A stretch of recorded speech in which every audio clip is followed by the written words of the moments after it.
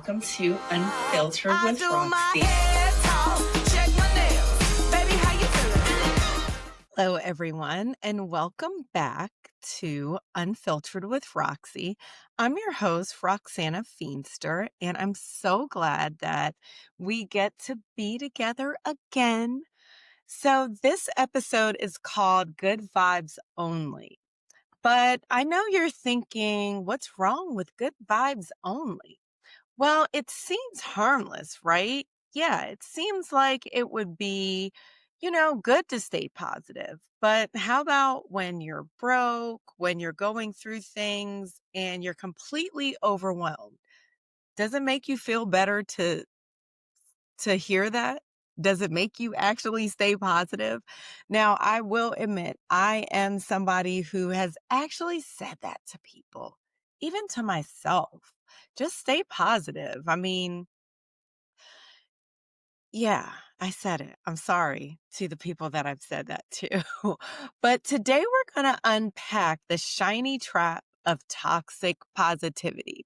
We're going to explore why all emotions are important, they matter, and talk about how we can create real connections by allowing people to be fully human. So let's get right into it. So, on social media, how many times have you seen someone have just be positive, vibes only, good vibes only?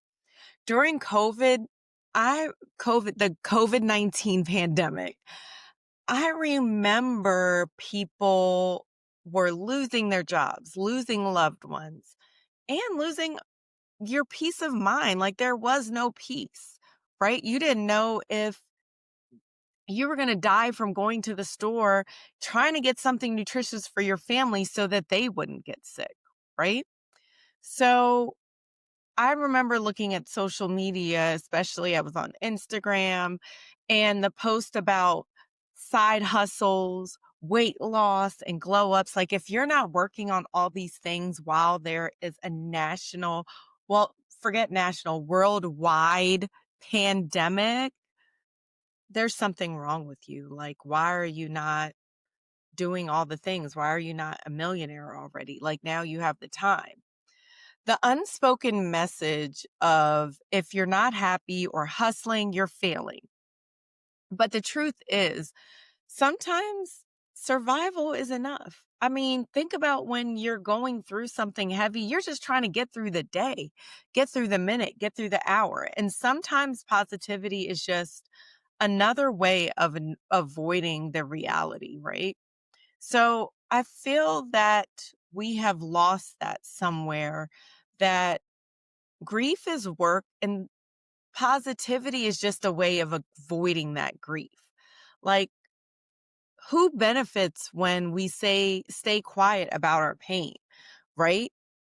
Our jobs, the social media platforms, the systems that profit from our silence, like, I don't know, the insurance, um, all of these things, like they're profiting from people just being like, it's okay to lose their job. It's okay that things weren't covered because it needs to stay positive. No one wants to hear the negative stuff, right? And so the hidden costs of that is avoidance. Like, when my mom died, I'll never forget how many people said to me, like, your mom's in heaven now with the angels. The Lord has her. It's going to be well. Like, she's in a better place. God needed another angel. All of those things, I'm going to tell you right now. I know that they came from a good place, but it did not help. It actually made me mad, and it made me not go to church. And I never really shared this before, but it made me not go to church, and it really made me resent the Lord because I was hearing these things and I thought, well, why, Lord, why do you need her? Why does she was the strongest person I knew. She would have been fine here. Especially during COVID, I just thought, like, it made me really lock into how other people were dealing with their loss. Um, and even though things are well-meaning, it's nice to say those things. It's not helpful. And what you need to allow people to do is just give space that it sucks. You're going to be angry right now because this was someone you always would go to and love on. And this was a job that, you needed for your family. Like when there's loss, extreme loss like that, you need someone to give you space. Like, yeah, it sucks. It's bad. I'm sad with you. Like your whole life is going to be different now, and just hold space and quietness for it. So after suppressing for a long time and being positive and pretending like nothing happened, it all came to a hit in 2020 when I was talking to my new executive director and had a meltdown of epic proportions. I mean, I was crying. I was mad. I was like, I should quit this job. Like, it was terrible. And she didn't deserve all that. But what happens when we suppress emotions? They all come out. The floodgates get opened, right? So I think one of the things that toxic positivity shuts down is authentic connection. People are asking you if you're okay, and you're saying, no, you're fine because you just want to be positive. And sometimes people are asking you if you're okay, and they really just want to hear you're fine. And that's toxic. Or you're telling them the truth and then they say, oh, well, you just got to stay positive. That's toxic. It's not good for us. We have to be able to vent those things out and process them in some kind of way that's going to bring us to the future moving forward. So I think it tells us, like we're telling ourselves that we're not allowed to feel certain things, that they're not okay. And then the outside people are telling us that don't bring your pain here. That's dangerous. I don't actually want to hear it. I don't actually want to feel it with you. I don't really care about it. And that's a dangerous place for our society to be, because a lot of times we're wondering what's wrong with people. Why are kids out over responding to certain things? Why are people having this road rage? And I think it's because we are not addressing things in the proper space it's supposed to be addressed in. So I think everyone should go from a space of every emotion is okay, even jealousy, if we can process it properly, see it for what it is, and keep it moving. I think we need to also remember that negative emotions, there are no negative emotions. Everything has a place. Sadness show us that we valued something, that we lost it, we esteemed it so much in our life, and now it's not there. Sadness teaches us that. Anger pushes us to fight for justice or leave toxic situations. Like, I remember when we were going through COVID and the George Floyd uprising, that motivated everyone to move, to respond, to speak out, where before we were complacent. People were donating. I mean, a lot of diversity, equity, and inclusion projects started and were thriving and were helping communities that were underserved. I think that's a big part that was missed. Like we saw injustice in real time and responded to it in real time. And that was not a bad thing. I think when we think about anger, it also gets us out of bad stuff. When you start seeing that, you saw somebody's paycheck by accident, and yes, you have been complaining about things, but then you found out that you actually could get paid that at the company you were at, but you never said anything. That's motivation. That gets you the hell up out of that seat and moving on to the next thing. And that's not a bad thing. Grief cracks us open, making room for deeper compassion. Like people who've gone through loss, people who've lost houses, car, either through natural disaster or just a series of unfortunate events, they are more compassionate. They are kinder. Life has shown them a few lessons and they're more willing to help. Okay. Instead of asking, how do I get rid of this feeling? We have to try to ask, what is the emotion here to teach me? And that's one thing that I think at 48, I've tried to do in my 47th year more is, what is this trying to teach me right now? Where before I remember when I was 46 being like, this person is so annoying, this situation is too much. Now it's like, wait, what am I supposed to be learning? Because if I don't learn it now, it's going to be another lesson. It's going to be another test. So that is one thing that I think would really be helpful for us to process things in a way of, what is this person or this situation trying to teach me? And it's also emotional intelligence in action, right? Because we're not just saying that this person is a cause, this situation is a cause for my anger. It's like, why am I responding like this? Other people have gone through this, they've made it through. I've gone through this before. Why am I responding the way I'm responding? Because it could be apathy too. It could just be like, I don't care. It doesn't matter. So and so died. Just another thing. Like, that's not a normal thing either. We have to make sure that we're processing in real time. You don't want to process later, and you don't want to process like overreacting to something that's really from something else. Like that book that it's never about the thing, right? It's always about something that had happened a while ago. So we want to make sure that we're processing and grieving in real time. And so recently I had listened to the Very Well Mind podcast, and they were giving example of how toxic phrases can be replaced. So one of the toxic statements can be, instead of just saying, just stay positive, you could say, I'm listening. I understand. I hear you. Instead of saying good vibes only, I'm here no matter what. I'm all in. I know this is hard for you and I want to be here. I'm here no matter what. It could be worse. Don't say that. I'm sure I've said it. Don't say that. An alternative to it could be worse. That must be really hard. Things happen for a reason. The opposite of that, or a more positive, supportive statement, would be, sometimes bad things happen. How can I help? Failure isn't an option. Failure is sometimes part of the process, right? So failure sometimes is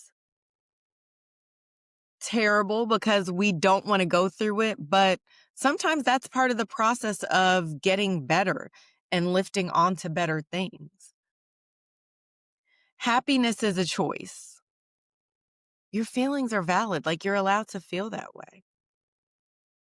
So yeah, simple changes make a big impact. And one of the things that I loved in the podcast with Amy Morin and Paralympic gold medalist Mallory Wegman, they talked about reframing self-limiting beliefs, not by denying reality, but by choosing growth even in hardships. And that's the difference between real resilience and fake smiles. We've all been there. So building real resilience. Here are some tools that have helped me process my emotions instead of suppressing them or eating them or shopping on Amazon or TJ Maxx to suppress them. Journaling. I started journaling maybe the beginning of this summer. Maybe the beginning of the summer, I started journaling. And sometimes I journal with prompts. Sometimes I do what's called morning pages. Amy Landino went through that with her book, Morning Routines. And I think it really helped me to just get all the junk out, right? Instead of me holding things in my mind, because I will keep thinking and overthinking and then reprocess that thinking and then repackage it again in the same bad packaging. Instead of me doing that, I will write it all out. And then sometimes I'm like, yuck, that's not what that person thinks, or that's not what that situation was trying to teach me. And I'm able to get it all out, process it, look at it, or don't look at it and keep it moving. So there's two kind of journaling prompts and then just morning pages. And I'm sure you could do the same thing in the evening. I don't unless my family has me at max capacity and I decide to go in my office and just journal. So breath work. I really have been into breathing, especially when I'm walking in the morning or my midday walks, which I really started again about 2 weeks ago. I also started grounding. So with the breathing, it's just slowing it down because one of the things that I realized is when I get upset, I just shorten my breath. It's the huffing and puffing, right? It's not really taking that breath in and holding it and then letting it out equally. It's just, it's holding our breath. Like we do it when we're going through anything stressful. If you're mindful, you will catch yourself doing it. So I breathe. I make sure I take my time. I go through the process of feeling all the feels and doing that. I don't know. It's just taking that beat, taking that moment. And especially sometimes I even have a YouTube video that I'm doing it because it seems so small, but it makes such a big change. Like that oxygen gives us a rush to our brain even. So it's just like, it just does all the things that our body knows that's like a trigger to calm down. It gets the blood to and oxygen to our brain. It's really helpful. So one of the things that I do is just breathe in for 5, hold for 5, let out for 5. And I do that about 2 or 3 times, maybe 4 times. And then I'll do it when I come back home. So maybe a few times if something makes me upset during my walk, I'll do that to like free myself from it. And then I will process it when I get home if it's something that's really bothering me. So breath work and grounding. So with the grounding, I also did a YouTube video about this. It's really short. It's only like 1 or 2 minutes. And I just put my feet in the grass. And I'm telling you, that grass just feels so good. Little kids do it all the time. I don't know why we stop doing it when we're adults, but just standing there, I'll water my plants or I'll just stand outside and look at a tree. And it makes such a difference to reset my mind that I'm part of this earth. Like there's the world is so big, the universe is so big. It just really grounds you. And what it does is it's us connecting to the magnetic pull of the earth. And it just resets us that way. Prayer. I love that we have a spiritual component. I pray to talk and feel connected to God. I pray and feel connected to others when they're going through. I get spiritual strength from it. I enjoy praying. It's not always about asking for things. It's about helping me, or I guess that is asking, helping me to see things differently, to have patience, to be able to be wise and have wisdom. So I love that I've incorporated that again. Um, Also affirmations. So affirmations I started about 2 years ago, and you can't say something positive and think negative. It makes us change that inner dialogue. Well, yes, we're changing the inner dialogue by saying the right things, having that belief of saying it out loud makes us believe it, but it stops that negative pathway in our brain and starts a new pathway.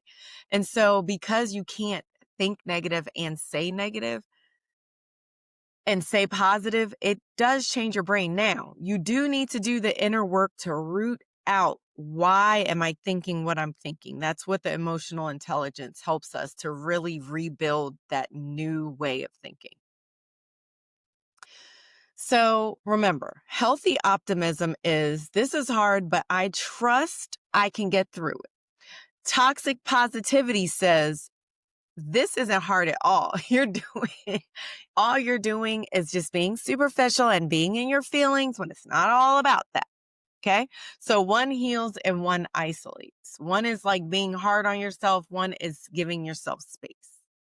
Okay. This is hard, but I trust I can get through it. I've been through hard things before. I can do hard things. It's okay. I'm going to be okay. It's hard now, but I'm going to be okay.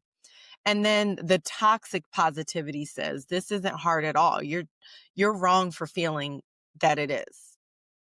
One heals, one isolates. Okay. So with that, I just want you to know that if I can rewrite good vibes only and say all vibes welcome, feel it, process it, grow through it, is because the real secret to well-being isn't about being positive at all. If I could rewrite good vibes only, I'd say all vibes are welcome. Feel it, process it, grow through it. Remember that you are light. You're going to get through it. You're not the lampshade over the light. You are light. You're going to grow through it. You're going to grow and go and glow through it. Because the real secret to well-being isn't about being positive all the time. It's being real all the time.